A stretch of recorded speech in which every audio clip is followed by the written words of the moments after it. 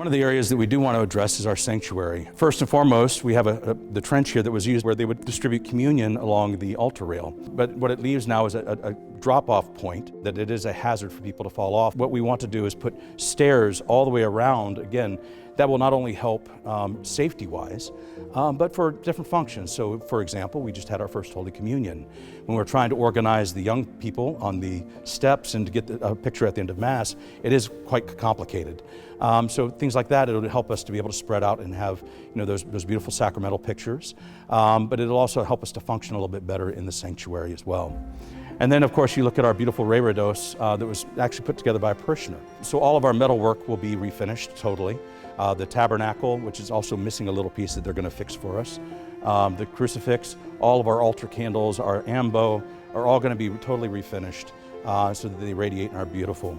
And then the two sides that are now painted white, maintaining that cleanliness on those, and they have a few chips along the way. We're going to bring those back to a wood finish. Again, to bring a kind of consistent vision through the sanctuary, and then do new flooring, marble flooring in the sanctuary is the hope. The benefit of doing a new flooring too is it allows us to run cables. Right now we have a cable that's running from the wall to our ambo.